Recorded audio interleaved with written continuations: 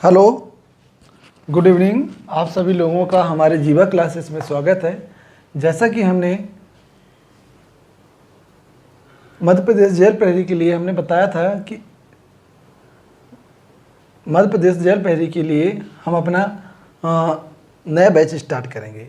उसमें आज हमारी मध्य प्रदेश जेल प्रहरी के उपलक्ष्य में ही साइंस के चैप्टर में आज हमारी दूसरी क्लास होगी। इसके बाद हम धीरे धीरे साइंस को कंप्लीट करेंगे। इसके बाद हम कोई नया सब्जेक्ट शुरू करेंगे। क्लियर है? तो आज हम पढ़ेंगे साइंस के चैप्टर में। आज हमारी दूसरी क्लास है। साइंस के सब्जेक्ट में आज हमारी दूसरी क्लास होगी, जिसके पहली क्लास में हमने कोशिका के बारे में पढ़ा था, सेल के बारे में पढ़ा था। आज हम कोशिका के बारे में पढ़ेंगे, कोशिका के भाग। ठीक है, तो कोशिका के भाग के बारे में पढ़ेंगे। तो सबसे पहले आज हम पढ़ेंगे सेल वॉल। सेल वॉल इसको बोलते हैं हिंदी में कोशिका भित्ति।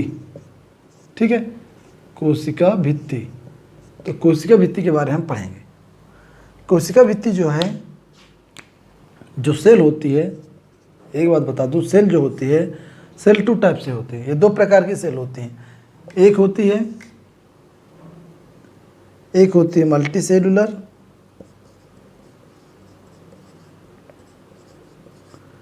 सेलुलर, दूसरा होती है यूनिसेलुलर।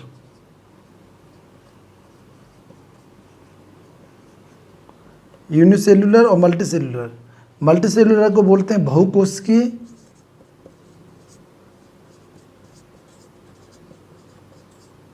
बहुकोशिकीय और इसको बोलते हैं एक कोशिकीय। क्लियर है? हमने क्या बताया? सेल वॉल के बारे में आज पढ़ेंगे। पार्ट ऑफ सेल, कोशिका के भाग। तो कोशिका के भाग के अंतर्गत हम पढ़ेंगे सबसे पहले सेल वॉल। सेल वॉल के बारे में पढ़ेंगे। तो सेल वॉल को बोलते हैं हिंदी में कोशिका भित्ति। सेल वॉल को पढ़ने के पहले मैं बता दूं, सेल जो होती है 2 टाइप से होती हैं, कोशिका, एक कोशिकी और बहुकोशिकी। एक कोशिकी क्या होता है और बहुकोशिकी क्या होती है? ऐसे जीव इसको रफ नहीं करता। ऐसे जीव जो बहुत प्रकार की कोशिकाओं से मिलकर बने होते हैं, उन्हें हम बहुकोशिकीय जीव कहते हैं। या ऐसे जीव का शरीर जो बहुत सारी कोशिकाओं से मिलकर के बना होता है, उन्हें हम बहुकोशिकीय जीव कहते हैं। क्लियर है? दूसरा, ऐसा सजीव या ऐसा शरीर या वे जीव जिनका शरीर एक ही कोशिका से मिलकर के बना होता है, उन्हें हम एक कोशिकीय बोलते हैं। एक कोशिकीय का एग्जाम्पल है, सबसे अच्छा एग्जाम्पल है, आप लोग सब जानते होंगे, अमीबा। एक कोशिकीय जीव का सबसे अच्छा एग्जाम्पल है, जो सबसे ज़्यादा फेमस है। एग्जाम पे आता है एक कोशिकीय जीव का उदाहरण। तो आप क्या लगाएंगे? टिक में 4 ऑप्शन में दे देगा, इनमें से एक कोशिकीय जीव का उदाहरण कौन सा है? तो आप क्या लगाओगे? अमीबा। ऐसे एग्जाम में पूछता है। ये नहीं पूछेगा एक कोशिकीय क्या होता है, क्योंकि हम मेंस का एग्जाम तो लिखने नहीं जा रहे हैं। एमसीक्यू भी एग्जाम होता है, तो एमसीक्यू में यही पूछेगा एक कोशिकीय जीव का उदाहरण कौन सा है? तो आप क्या लगाओगे? अमीबा। ठीक है, हमने क्या बताया? बहुकोशिकीय ऐसा जीव या वे जीव जिनका शरीर बहुत सारी कोशिकाओं से मिलकर के बना होता है, उन्हें हम बहुकोशिकीय जीव कहते हैं। ठीक है, इसके अंतर्गत, बहुकोशिकीय के अंतर्गत प्लांट और एनिमल दोनों सेल आते हैं। प्लांट सेल और एनिमल सेल, मतलब इसको बोलते हैं पादप कोशिका, और दूसरा इसको क्या बोलते हैं? जंतु कोशिका। हमने क्या बताया? स्टार्टिंग से बता दूं, सेल वॉल के बारे में पढ़े हैं। सेल वॉल के पहले हमने बताया सेल 2 टाइप से होती है, यूनिसेलुलर और मल्टीसेलुलर। यूनिसेलुलर क्या होते हैं? वे जीव जो एक ही प्रकार की कोशिकाओं से बने होते हैं, यूनिसेलुलर बोलते हैं, या एक कोशिकीय बोलती हैं। या सिंगल वे जीव या ऐसे सजीव जो एक ही कोशिका के बने होते हैं, उन्हें एक कोशिकीय जीव कहते हैं। और ऐसे जीव जो बहुत सारी कोशिकाओं से मिलकर के बने होते हैं, उन्हें हम बहुकोशिकीय जीव बोलते हैं। बहुकोशिकीय जीव के अंतर्गत प्लांट सेल भी आता है और एनिमल सेल भी आता है। प्लांट सेल को हिंदी में बोलते हैं पादप कोशिका और एनिमल सेल को हिंदी में बोलते हैं जंतु कोशिका। ठीक है, तो हमने क्या बताया, बहुकोशिकीय मल्टी सेलुलर के अंतर्गत प्लांट सेल और एनिमल सेल दोनों आते हैं। अब बात आती है सेल वॉल जो होता है, सेल वॉल प्लांट सेल के अंदर पाई जाती है नहीं, सेल वॉल जो है प्लांट सेल के अंदर पाई जाती है। हम क्योंकि हम क्या पढ़ रहे हैं, हम सेल वॉल पढ़ रहे हैं। ठीक है, तो यहाँ पर हमने पादप कोशिका यानी प्लांट सेल और एनिमल सेल लिखे हैं, इसी कारण से बता रहे थे। तो अब यहाँ पर देखो सेल वॉल जो है, सेल वॉल जो है सेल वॉल जो है प्लांट सेल के अंदर पाई जाती है, जबकि एनिमल सेल में सेल वॉल नहीं पाई जाती। क्लियर है, सेल वॉल प्लांट सेल के अंतर्गत पाई जाती है जबकि एनिमल सेल में नहीं पाई जाती। सेल वॉल, अभी बात आती है सेल वॉल जो है किस चीज़ की बनी होती है। सबसे इंपॉर्टेंट चीज़ है सेल वॉल, सबसे इंपॉर्टेंट चीज़ है सेल वॉल। अब देखो एक तरह से ये सेल होता है, ये मान लो कोई सेल है, इसके बाहर की जो लेयर होती है, इसके बाहर की जो लेयर होती है उसको हम क्या बोलते हैं, सेल वॉल। क्लियर है, सेल के बाहर की जो लेयर होती है उसको हम क्या बोलते हैं, सेल वॉल बोलते हैं। और एनिमल सेल में सेल वॉल जो होती है, एनिमल सेल में जो सेल वॉल होती है, एनिमल सेल में तो पाई नहीं जाती है, पादप सेल पे यानी प्लांट सेल में जो सेल वॉल होती है प्लांट सेल की सबसे बाहरी लेयर होती है। प्लांट की सबसे बाहरी लेयर को ही बाहरी लेयर को ही सेल वॉल बोलते हैं। और ये प्लांट सेल का सबसे हार्डेस्ट पार्ट होता है, यानी सबसे कठोर वाला जो भाग होता है, प्लांट का जो सबसे कठोर भाग होता है उसे हम क्या बोलते हैं, सेल वॉल बोलते हैं। कठोर क्यों होता है, क्योंकि इसमें जो वाटर होता है, वाटर का परसेंट जो होता है 0% के समथिंग होता है, 0% ही होता है, इसमें वाटर नहीं पाया जाता। इस कारण से जो इसका जो सेल वॉल होती, जो सेल वॉल है, जो प्लांट की सेल वॉल है, प्लांट की सेल वॉल जो है वो हार्ड होती है। तो सेल वॉल जो होती है प्लांट की हार्डेस्ट पार्ट होता है, हार्डेस्ट पार्ट को ही हम वहाँ पर प्लांट में क्या बोलते हैं, cell wall. Cell wall animal में नहीं पाया जाता है जबकि प्लांट सेल में पाया जाता है। क्लियर है। अब बात आती है सेल वॉल जो है, जो सेल वॉल है वो किस चीज़ की बनी होती है। सेल वॉल जो है कार्बोहाइड्रेट की बनी होती है। हम इसको रफ कर दें, इसको रफ कर रहे हैं, ये बात तो हो गई ना क्लियर, कि सेल जो है 2 टाइप से होती हैं। सेल 2 टाइप से होती हैं, multi cellular, unicellular. Multi cellular क्या होते हैं, यूनिसेलुलर क्या होती हैं, लिख लिया एडमिशन अब डेफिनेशन या परिभाषाएं। इसके बाद यूनिसेलुलर का एग्जाम्पल हमने बताया अमीबा, जबकि मल्टी सेलुलर में हमने क्या बताया, मल्टी सेलुलर के अंतर्गत प्लांट सेल आता है और एनिमल सेल आता है। तो एनिमल सेल के अंदर सेल वॉल पाई नहीं जाती, सेल वॉल किसके अंतर्गत पाई जाती है, केवल प्लांट के अंतर्गत ही पाई जाती है।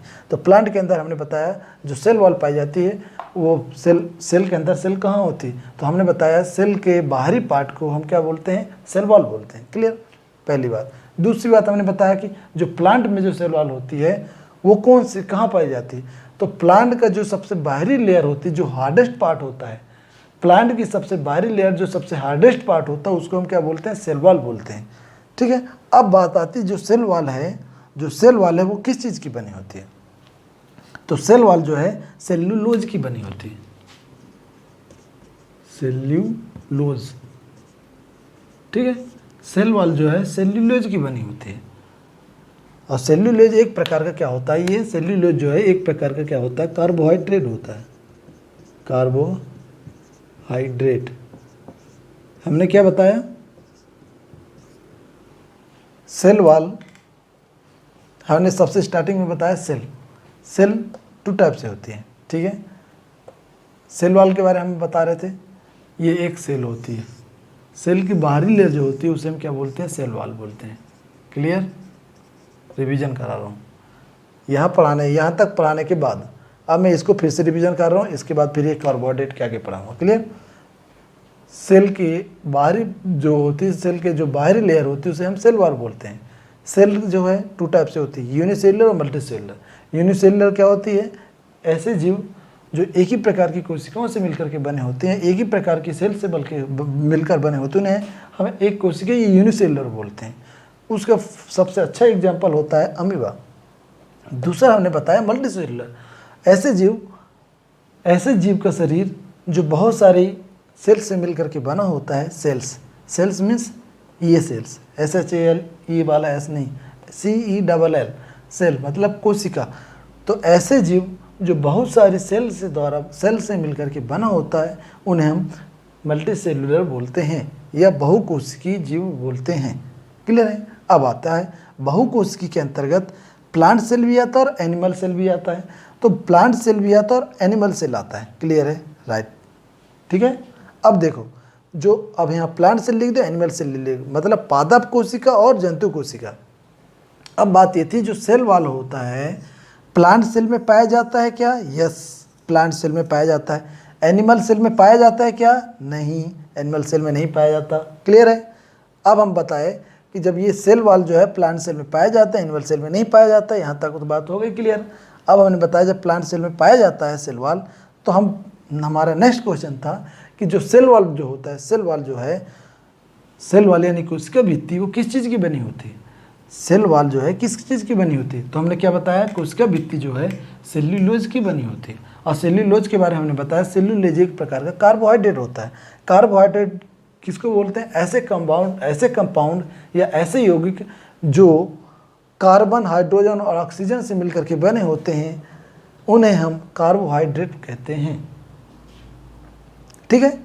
हमने क्या बताया, सेल्यूलोज, सेल वॉल जो है सेल्यूलोज की बनी होती है। सेल्यूलोज एक प्रकार कार्बोहाइड्रेट होता है। कार्बोहाइड्रेट किसे कहते हैं? ऐसे यौगिक या ऐसे कंपाउंड जो कार्बन, हाइड्रोजन और ऑक्सीजन से मिलकर के बने होते हैं, उन्हें हम कार्बोहाइड्रेट कहते हैं। क्लियर है। अब देखो, कार्बोहाइड्रेट जो होते हैं 3 प्रकार के होते हैं। कार्बोहाइड्रेट जो होते हैं वो 3 प्रकार के होते हैं, monosaccharide, disaccharide, polysaccharide. Monosaccharide, disaccharide,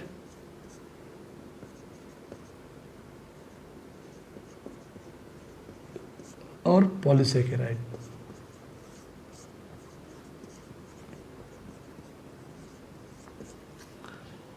अब बात आती है कि जो सेल्यूलोज है, जो सेल वॉल है, सेल्यूलोज है वो सेल वॉल का बना है। तो जो ये सेल वॉल है, ये हमने बताया सेल वॉल जो है एक प्रकार का कार्बोहाइड्रेट है। तब जो सेल्यूलोज है वो किस प्रकार का कार्बोहाइड्रेट है? तो हम क्या बोलेंगे, पॉलीसैकेराइड। सेल्यूलोज जो है पॉलीसैकेराइड कार्बोहाइड्रेट है। सेल्यूलोज जो है पॉलीसैकेराइड टाइप का कार्बोहाइड्रेट है। यह सेल्यूलोज पॉलीसैकेराइड प्रकार का कार्बोहाइड्रेट है।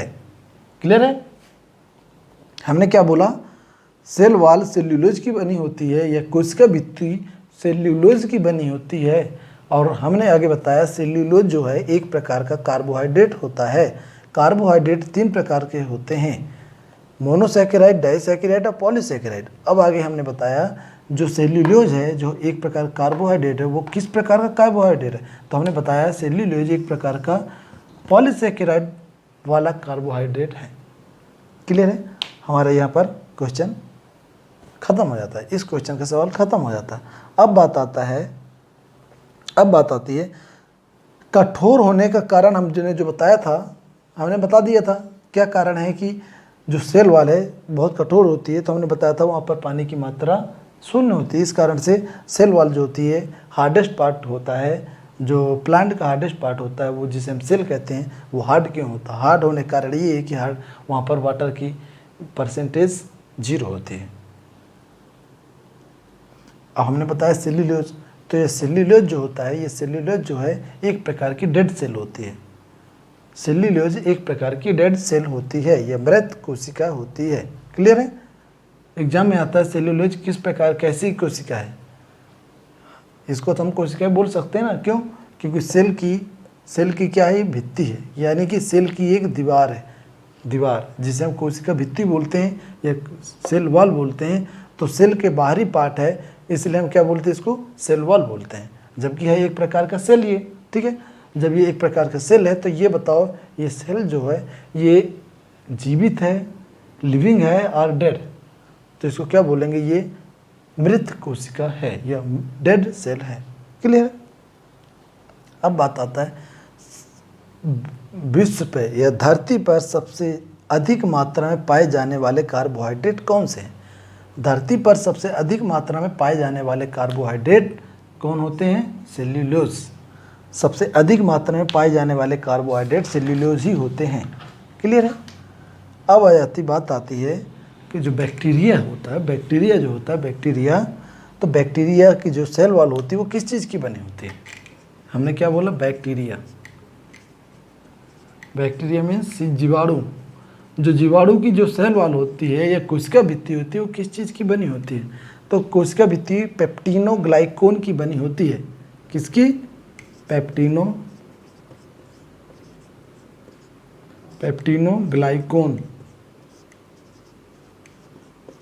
एग्जाम में आता है बैक्टीरिया की क्या एग्जाम में पूछता है बैक्टीरिया की जो सेल वॉल होती है वो किस चीज़ की बनी होती है? तो क्या नाम दोगे?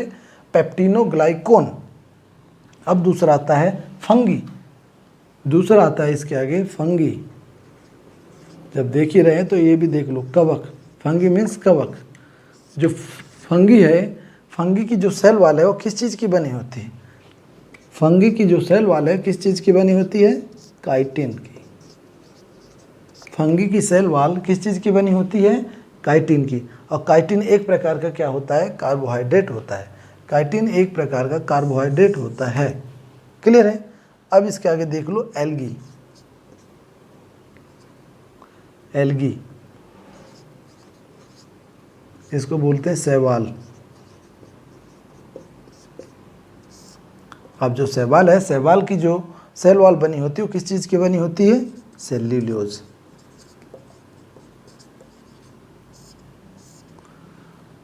यहाँ तक की बात मैं फिर से रिवीजन करा देता हूँ। क्लियर है? हमने क्या बताया सेल वॉल के बारे में? सेल के बारे में बताया सेल 2 टाइप से होती हैं, एक कोशिकीय और बहुकोशिकीय, यूनिसेलुलर और मल्टीसेलुलर। मल्टीसेलुलर को बोलते हैं हिंदी में बहुकोशिकीय, यूनिसेलुलर को हिंदी में बोलते हैं एक कोशिकीय। एक कोशिकीय जीव का सबसे अच्छा उदाहरण है अमीबा।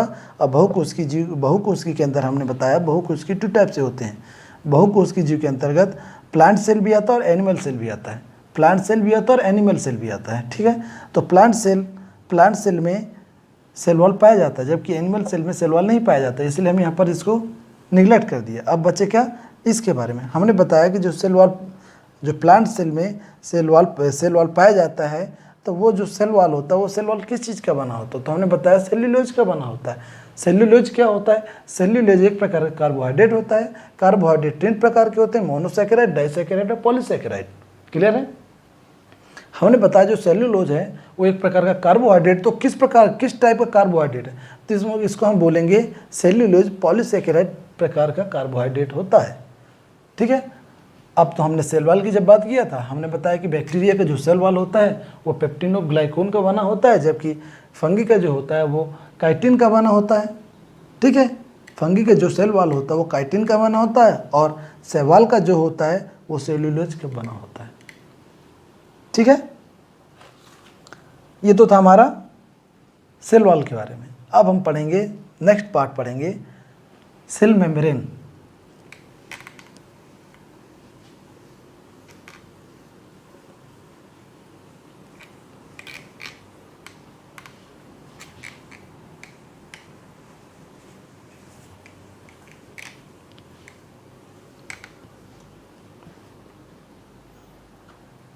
हेडिंग में लिखो सेल मेम्ब्रेन।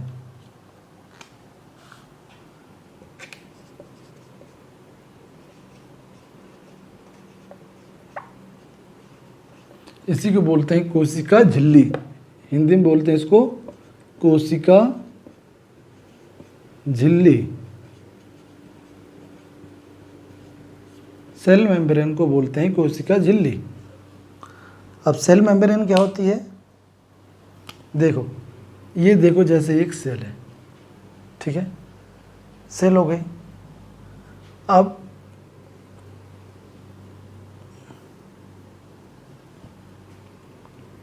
इसको हम क्या बोलेंगे? Cell wall. सेल वॉल, और सेल वॉल के अंदर में एक होती लेयर। सेल वॉल के अंदर में एक लेयर होती है, उसे हम बोलते हैं सेल मेम्ब्रेन। सेल वॉल के अंदर एक छोटी सी जगह होती है न्यूक्लियस के पास, उसे हम बोलते हैं सेल मेम्ब्रेन।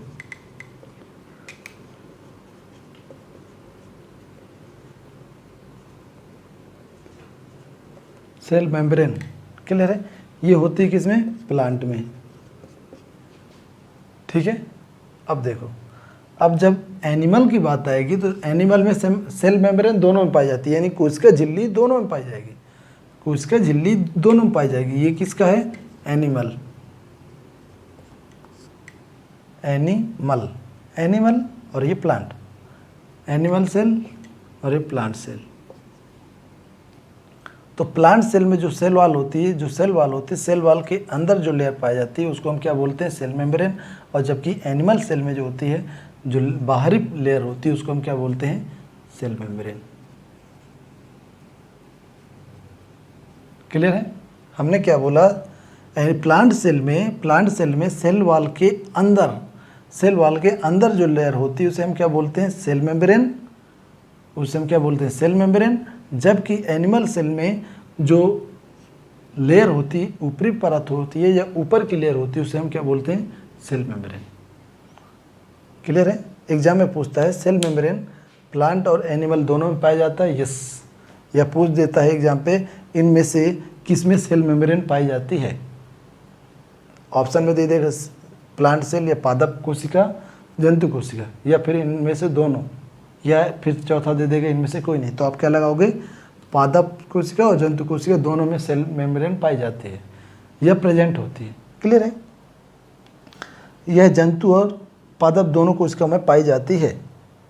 कोशिका झिल्ली, या जिसे हम कोशिका झिल्ली बोलते हैं, जिसे हम क्या बोलते हैं?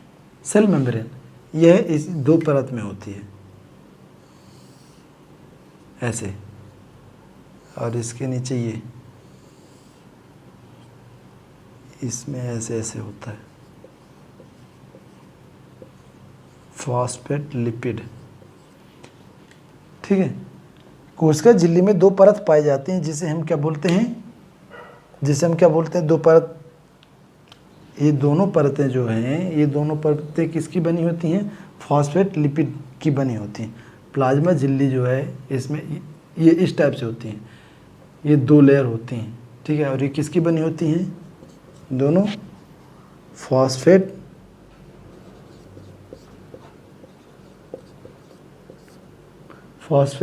लिपिड।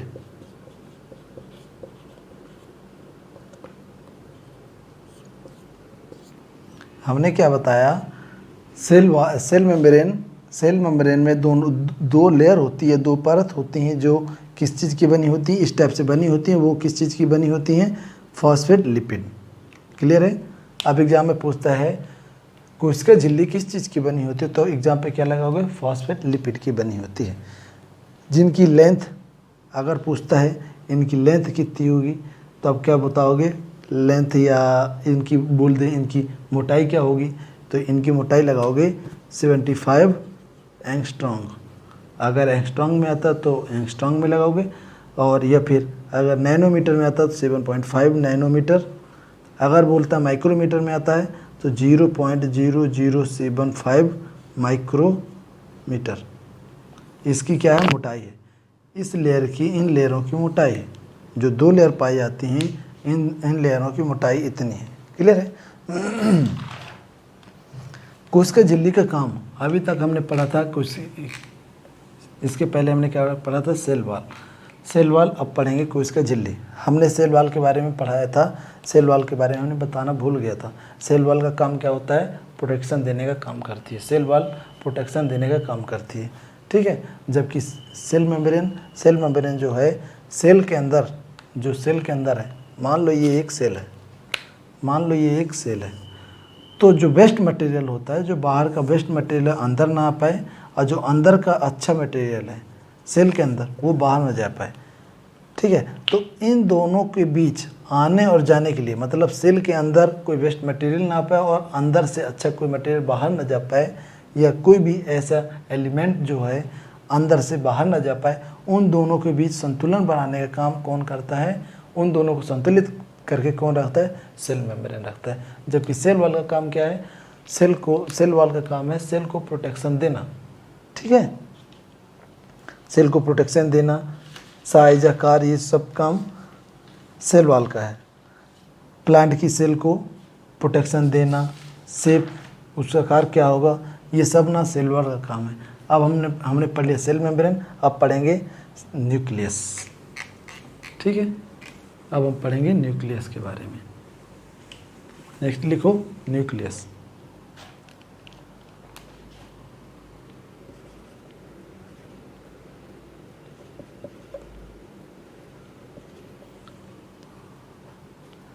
न्यूक्लियस इसे क्या बोलते हैं, केंद्रक, इसे क्या बोलते हैं हम, केंद्रक। अब केंद्रक क्या होता है, एक सेल होती है, देखो एक सेल होती है, सेल के बीच वाले पार्ट को हम क्या बोलते हैं, न्यूक्लियस। सेल के बीच वाले पार्ट को हम क्या बोलते हैं, न्यूक्लियस। अब न्यूक्लियस जो होता है ये कोशिकाओं का सबसे बड़ा भाग होता है। न्यूक्लियस जो होता है, जो सेल होती है, सेल में सबसे बड़ा पार्ट होता है न्यूक्लियस। न्यूक्लियस जो है सेल का सबसे बड़ा पार्ट होता है, और इसी को हम न्यूक्लियस को ही हम क्या बोलते हैं, केंद्रक। केंद्रक एनिमल सेल में छोटा होता है, जबकि प्लांट सेल में बहुत बड़ा होता है। अब एग्जाम में पूछता है कि न्यूक्लियस या केंद्रक किसमें पाया जाता है या उपस्थित होता है, एनिमल में या प्लांट में। तो आप क्या लगाओगे, एनिमल और प्लांट दोनों में न्यूक्लियस प्रेजेंट होता है। न्यूक्लियस को एग्जाम में न्यूक्लियस को दो अन्य नामों से भी जानते हैं। न्यूक्लियस क्या है, दोनों में पाया जाता है, एनिमल सेल और प्लांट सेल। क्लियर है, न्यूक्लियस एनिमल सेल और प्लांट सेल में पाया जाता है। एनिमल में क्या होता है, छोटा होता है, जबकि प्लांट में क्या होता है, बड़ा होता है। क्लियर है, हमने क्या बताया, न्यूक्लियस को दो और नामों से जानते हैं, सेल ऑफ ब्रेन और दूसरा नाम इसका है, इसी को हम न्यूक्लियस को हम सेल ऑफ ब्रेन के नाम से भी जानते हैं, और इसी को हम जानते हैं cell of manager. Cell of manager अगर एग्जाम में पूछता है सेल ऑफ ब्रेन किसे कहा जाता है, तो आप क्या बोलोगे, न्यूक्लियस। सेल ऑफ मैनेजर किसे बोला जाता है, क्या बोलोगे, न्यूक्लियस। न्यूक्लियस और किस में पाया जाता है, एनिमल में पाया जाता है और प्लांट में भी पाया जाता है। क्लियर है। अब आता है कोशिका के किस भाग को, एग्जाम में अगर पूछ लिया कोशिका किस भाग को cell of brain, sorry exam में पूछ लिया कि कोशिका के किस भाग को कोशिका का ब्रेन या दिमाग कहा जाता है, तो आप क्या बताओगे, न्यूक्लियस को। या दूसरा पूछ ले कि कोशिका किस भाग को कोशिका का मैनेजर मतलब प्रबंधक, कोशिका के किस भाग को, कोशिका के किस भाग को कोशिका का मैनेजर कहा जाता है, तो आप क्या बताओगे, न्यूक्लियस या केंद्रक। दूसरा आता है कौन सी कोशिका है जिसमें न्यूक्लियस उपस्थित नहीं होता है, सबसे बेस्ट क्वेश्चन है। एग्जाम में पूछता है कौन सी कोशिका है जिसमें न्यूक्लियस प्रेजेंट नहीं होता है या न्यूक्लियस या बोलते केंद्रक नहीं पाया जाता है, तो वो है कौन सी कोशिका है। तो कोशिका का नाम लिख लो आरबीसी। आरबीसी में न्यूक्लियस प्रेजेंट नहीं होता है, लेकिन इसका भी कुछ अपवाद हैं, अपवाद आगे देखेंगे। जैसे लामा नामक ऊँट के ब्लड में आरबीसी में न्यूक्लियस प्रेजेंट होता है। क्लियर है। अब देखो न्यूक्लियस हमने पढ़ लिया, न्यूक्लियस के पार्ट पढ़ो, ठीक है। तो न्यूक्लियस का पहला पार्ट है, न्यूक्लियस में 4 पार्ट होते हैं, मुख्य रूप से न्यूक्लियस के 4 पार्ट होते हैं। अब क्या पढ़ेंगे इसको, इसमें रफ कर दूं या हिंदी में लिखूं, अब बहुत हो गए न्यूक्लियस लिखते। केंद्रक के भाग, ठीक है। अब इसमें लिखो क्योंकि इंग्लिश में पढ़ना बहुत ज़रूरी है। एग्जाम में साइंस में सबसे ज़्यादा इंग्लिश वर्ड ही यूज होता है, लिखेगा हिंदी में लेकिन वो लिखा रहेगा इंग्लिश से का, ठीक है। तो इसलिए हमको केंद्रक को इंग्लिश में क्या बोलते हैं वो हमको पता होना चाहिए। अगर न्यूक्लियस नहीं पढ़े तब हम कंफ्यूज हैं भाई। हिंदी में भी न्यूक्लियस लिखा है, इंग्लिश वाले लैंग्वेज में भी इंग्लिश से न्यूक्लियस लिखा है। अब हम कैसे समझेंगे, हम न्यूक्लियस तो हम जानते ही नहीं है। अगर हिंदी वाले में हिंदी से लिखा होता है केंद्रक तो हम समझ जाते कि न्यूक्लियस क्या होता है, लेकिन अब वो न्यूक्लियस लिखा हुआ, हम केंद्रक नहीं जानते हैं, केंद्रक को न्यूक्लियस बोलते हैं, तो फिर हम एग्जाम में कैसे करके आएंगे। हमको सब कुछ आता है कि न्यूक्लियस से अच्छा सब कुछ आता है, बाद में पता चला हमने न्यूक्लियस का हिंदी नहीं पढ़ा या तो इंग्लिश ही नहीं पढ़ा है, तो ऐसे में काम नहीं चल पाएगा। इसलिए हमको ये दोनों पढ़ना जरूरी है, ठीक है। तो हम क्या पढ़ रहे हैं, केंद्रक के भाग या न्यूक्लियस के पार्ट ऑफ न्यूक्लियस। इसके 4 पार्ट होते हैं। पहला पार्ट होता है न्यूक्लियस मेम्ब्रेन। न्यूक्लियस मेम्ब्रेन या क्या बोलते हैं, केंद्रक झिल्ली, इसी को बोलते हैं हिंदी में। इसका क्या हो जाएगा, केंद्रक झिल्ली, है ना। और दूसरा क्या होता है, न्यूक्लियोप्लाज्म।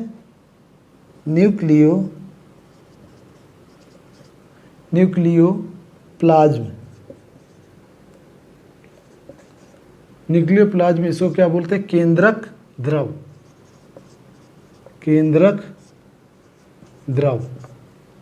और तीसरा होता है न्यूक्लियस लेस।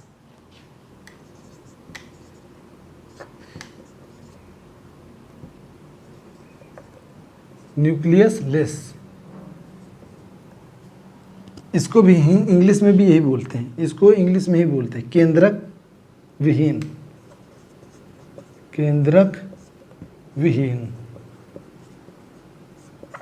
या केंद्र न्यूक्लियस लेस। क्लियर है। अब आता है चौथा, क्रोमैटिन।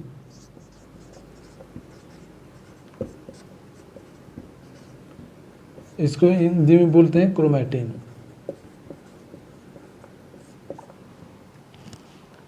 अब हम क्या करेंगे, एक एक करके इन सब के बारे में हम पढ़ेंगे, ज़्यादा नहीं पढ़ेंगे, एग्जाम पॉइंट ऑफ व्यू से पढ़ेंगे। हमने क्या लिखा है, न्यूक्लियस मेम्ब्रेन, केंद्रक झिल्ली क्या होती है। केंद्रक झिल्ली ये क्या हुआ, एक सेल हुआ। सेल के अंदर जो पार्ट होता है उसे हम क्या बोलते हैं, न्यूक्लियस। अब केंद्रक झिल्ली किसको बोलते हैं, अब देखो, न्यूक्लियस के बाहर जो ऐसे जो लेयर होती है उसको हम क्या बोलते हैं, केंद्रक झिल्ली। इसे हम क्या बोलते हैं, केंद्रक झिल्ली।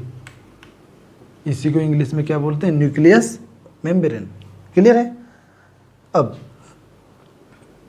इन दोनों के बीच में, यहाँ पर बीच में छिद्र होते हैं, बीच में यहाँ पर छिद्र होते हैं। तो इन छिद्रों को हम क्या बोलते हैं, इन छिद्रों को बोलते हैं केंद्रक सूक्ष्म केंद्र। केंद्रक सूक्ष्म केंद्र। और इन्हीं केंद्रक सूक्ष्म केंद्र से होकर के अंदर से बाहर या बाहर से अंदर न्यूक्लियस के पास कोई भी जो भी न्यूक्लियस को जिस एलिमेंट की या जिस तत्वों की ज़रूरत होती है वो इन्हीं से होकर के न्यूक्लियस में जाते हैं। किसके द्वारा, केंद्रक सूक्ष्म केंद्र के द्वारा। जो ये रेड कलर से बने बड़े बड़े, इन्हीं के द्वारा ही होकर के अंदर न्यूक्लियस में जाते हैं। न्यूक्लियस किसको बोलते हैं, न्यूक्लियस इसको बोलते हैं। और बड़े वाले जो पार्ट है पूरा, उसको हम क्या बोलते हैं, सेल। अब बोलता है एग्जाम पे, जो केंद्रक झिल्ली है वो किस चीज़ की बनी होती है। तो एग्जाम पे इसको लिख लो, इम्पॉर्टेंट है, लाइपोप्रोटीन की बनी होती है। यही लिख देता हूँ, लाइपोप्रोटीन। हमने क्या पढ़ा, केंद्रक झिल्ली पढ़ा। केंद्रक झिल्ली क्या होती है, केंद्रक झिल्ली हमने बताया, केंद्रक झिल्ली ये होती है, ठीक है। केंद्रक झिल्ली में ही केंद्रक सूक्ष्म केंद्र होते हैं। इन्हीं केंद्रक सूक्ष्म केंद्र के द्वारा ही न्यूक्लियस के पास कोई भी एलिमेंट या कंपाउंड अंदर जाता है, ठीक है, जो न्यूक्लियस को ज़रूरत होती है।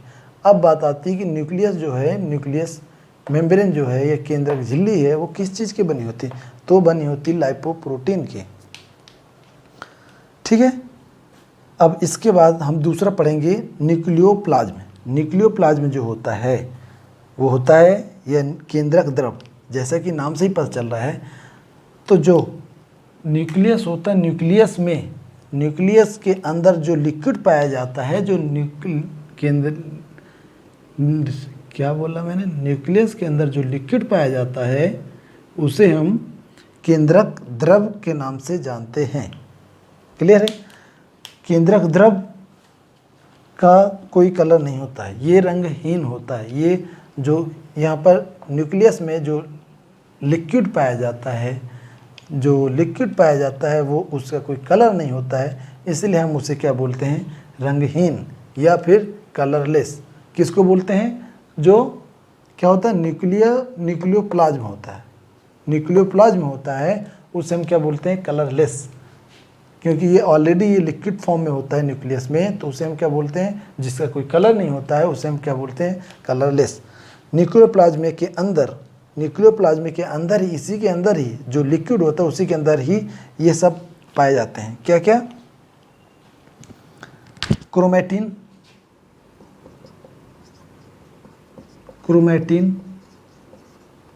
किसके अंदर पाया जाता है? न्यूक्लियोप्लाज्म में ही। दूसरा डीएनए आरएनए सब कहाँ पाए जाते हैं? न्यूक्लियस पे, न्यूक्लियोप्लाज्म में, ये न्यूक्लियस पे ही पाए जाते हैं। तीसरा राइबोसोम, ये भी यहीं पर पाए जाते हैं। चौथा एंजाइम पाए जाते हैं। अब बहुत सारे ऐसे पदार्थ हैं जो इसके अंदर पाए जाते हैं। क्लियर है? अब हम पढ़ेंगे न्यूक्लियोलेस क्या होता है? यह वह भाग होता है, इसको रफ कर देता हूं मैं,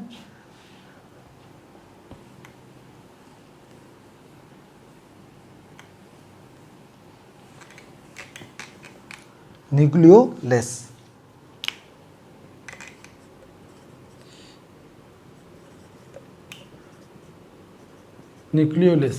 इसको क्या बोलते हैं?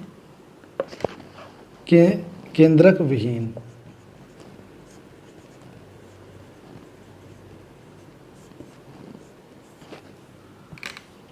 अब ये जहाँ पर क्या होता है, न्यूक्लियोलेस है,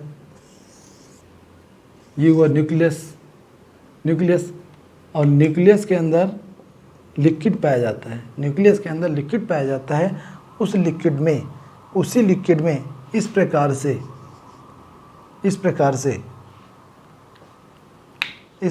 सेल पाई जाती हैं, इस प्रकार से टूटी हुई सेल पाई जाती हैं। यह वह भाग होता है न्यूक्लियसलेस, यह वह भाग होता है जो सबसे पहले सेल को क्या करता है? डिवीजन करता है, या डिवीजन करने में शुरुआत करता है या मदद करता है।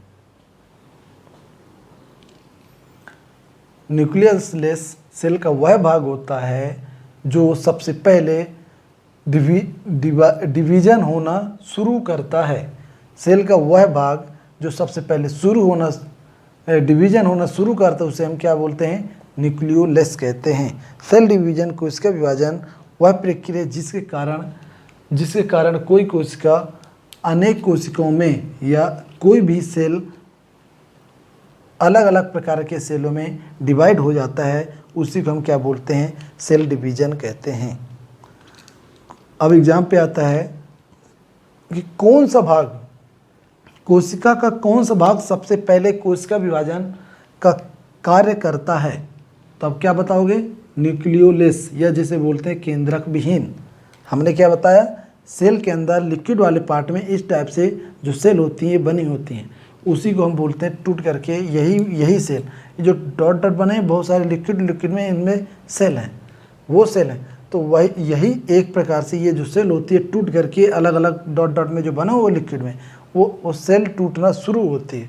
तो वही सारे बहुत सारे सेल टूट करके बहुत सारे सेल का निर्माण होता है। जब सेल बहुत सारे सेल का निर्माण होता है तो वो सेल क्या बनाती हैं, टिश्यूज़ बनाती हैं। हमने बताया था स्टार्टिंग में टिश्यूज़ कैसे बनते हैं, टिश्यूज़ बहुत सारे टिश्यूज़ मिलकर टिश्यू सिस्टम बनाते हैं, और टिश्यू सिस्टम मिलकर के ऑर्गन्स बनाते हैं, ऑर्गन्स बहुत सारे मिलकर के ऑर्गन सिस्टम बनाते हैं, और बहुत सारे ऑर्गन सिस्टम मिल करके क्या बनाते हैं, एक ह्यूमन बॉडी या लिविंग बॉडी का निर्माण करते हैं। या ठीक है, तो ऐसे होता है। तो ये है न्यूक्लियस। इसके आगे पढ़ो, लिखो क्रोमेटिन। हमने बताया था इसके लास्ट में क्रोमेटिन क्या होता है। क्रोमेटिन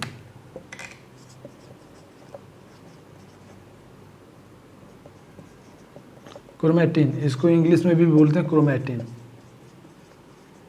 हिंदी में भी क्रोमेटिन, इंग्लिश में भी क्रोमेटिन। यह एक प्रकार से धागेनुमा संरचना होती है, एक प्रकार से धागेनुमा संरचना होती है, और यही आगे चलकर न्यूक्लिक एसिड बनता है। एक प्रकार की धागेनुमा संरचना होती है इस टाइप से,